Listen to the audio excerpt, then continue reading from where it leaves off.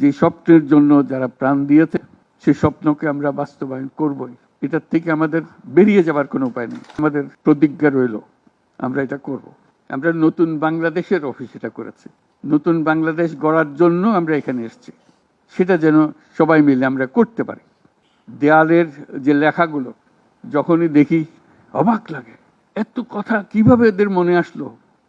এদের পেছনে তো কোনো কবি নাই, কোনো সাহিত্যিক নাই, কোনো পণ্ডিত নাই যে কথাগুলো জোগাড় করে করে দেবে, কিন্তু সারা শহর ছড়িয়ে আছে, অন্যান্য শহরেও আছে। প্রতিটি কথা অত্যন্ত মূল্যবান, ছোট্ট কথা, ছোট্ট ছবি, অত্যন্ত মূল্যবান। শুধু বাংলাদেশের মানুষ উতলা হয়ে গেছে নতুন বাংলাদেশ করার জন্য, তাই না? আমাদের যত বাংলাদেশি সারা দুনিয়া জুড়ে আছে, তোমরা একটু আগে বলেছো তাদের কথা, তারা সবাই বলছে যে আমরা আসতে চাই, আমরা এই নতুন স্বপ্ন বাস্তবায়নে শরিক হতে চাই। কাজে তারা, তোমরা যে ঢেউ উঠিয়েছ শুধু এখানকার মনে না, সারা দুনিয়ার বাংলাদেশিদের মনে এই ঢেউ উঠিয়েছে, তারাও যোগ দিতে চায়। যারা বাংলাদেশি নয়, অন্যান্য দেশের তরুণরা, তারা বলছে আমরাও দেখতে চাই, কারণ আমাদের দেশেও এরকম দরকার। কাজে এটা কোনো সীমাবদ্ধ নয় যে বাংলাদেশের মনের মধ্যে তোমরা একটা প্রচন্ড ঢেউ জাগিয়ে দিয়েছ, প্রচন্ড স্বপ্ন জাগিয়ে দিয়েছ। তোমরা সারা পৃথিবীর তরুণকে জাগিয়ে দিয়েছ যে এই তরুণদের হাতেই সৃষ্টি হবে এই নতুন পৃথিবী। কাজেই তোমরা যেটা করলা সেটারই একটা সূত্রপাত, তরুণদেরকে দিয়েই নতুন পৃথিবীর সূত্রপাত। এটা শুধু নতুন বাংলাদেশের সূত্রপাত না, এটাই নতুন বাংলাদেশের মাধ্যমে নতুন পৃথিবীর সূত্রপাত করছো তোমরা। তোমরা ইতিহাস। আজকে মনে হচ্ছে সাধারণ কয়েকজন তরুণ সামনে বসে আছে, কিছুদিন পরে এই সাধারণরাই অসাধারণ হিসেবে পৃথিবীব্যাপী স্বীকৃত হবে, যেহেতু তোমরা অসাধারণ কাজ করেছো। সেই কাজে যেন বিরতি না আসে, এটাই হলো আমাদের প্রতিজ্ঞা, যে আমরা যেন করতে পারি। আমার একটা প্রস্তাব থাকবে, নাহিদ, আসিফ, তোমাদের সবাইকে অন্তত মাসে একটা করে চিঠি লিখো আমাদের কাছে, শুধু স্মরণ করিয়ে দেওয়ার জন্য এটা বাকি রয়ে গেল, এটা ঠিক হলো না। কারণ আমরা হয়তো অনেক সময় মাথার থেকে ছুটে যাবে, যেহেতু তোমরা যেভাবে দেখে এসছো আমরা সেভাবে দেখতে জানি না।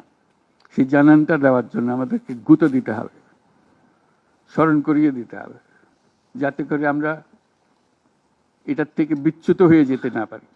এটা তোমাদের দায়িত্ব, কারণ যে পথে রওনা করে দিয়েছ সেটার রূপরেখা তোমাদের কাছে পরিষ্কার। আমরা হয়তো কিছুটা বুঝেছি, কিছুটা অন্যভাবে বুঝেছি, এরকম যেন না হয়।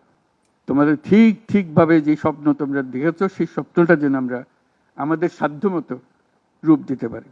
বহু লোক বসে আছে যারা এই দুঃস্বপ্ন থেকে আমরা জেগে ওঠার কারণে তারা দিশেহারা হয়ে গেছে। একদিন চুপচাপ শুয়ে শুয়ে দুঃস্বপ্নের মধ্যে এরা ছিল, দুঃস্বপ্ন দেখছিল, আমরা শান্ত আনন্দ সহকারে লুটপাট করে যাচ্ছিলাম, হঠাৎ করে গোলমাল হয়ে গেল। তারা কি চুপচাপ বসে থাকবে? মোটেই না। খুব চেষ্টা করবে আবার তোমাদেরকে দুঃস্বপ্নের মধ্যে যাতে ঢুকিয়ে দেওয়া যায়, তারা শান্তমতে আবার শান্তিতে আবার তাদের রাজত্ব চালাতে পারে। তারা চেষ্টার ত্রুটি করবে না। কাজে যে কাজ শুরু করেছো এই কাজ সমাপ্ত না হওয়া পর্যন্ত এর থেকে বেরিয়ে যেও না। বাংলাদেশের জন্ম থেকে আজ পর্যন্ত এই সুযোগ আর আসে নাই, যে সুযোগ তোমরা আমাদের হাতে তুলে দেবে। এই সুযোগ যেন হাতছাড়া না হয়। এই সুযোগ হাতছাড়া হলে বাংলাদেশের আর কোনো ভবিষ্যৎ থাকবে না। কাজে এইটা যেন শুধু রাষ্ট্র নয়, পৃথিবীর সম্মানিত রাষ্ট্র হিসেবে প্রতিষ্ঠিত হতে পারে, যেহেতু তরুণরা এটার হাল ধরেছে। এই কারণেই এটা ভিন্ন, এই কারণে এটা ইউনিক, অনন্য। এই অনন্য একটা দেশ আমরা তৈরি করতে চাই। তোমাদের চিন্তায় স্বচ্ছ, তোমাদের চিন্তায় সঠিক, এটা মুঠো থেকে ছাড়বে না, হাত থেকে ছাড়বে না, এবং আমাদেরকে স্মরণ করিয়ে দেবে যদি আমরা এটার এই স্বপ্নের থেকে দূরে সরার কোনো কাজ করে ফেলে।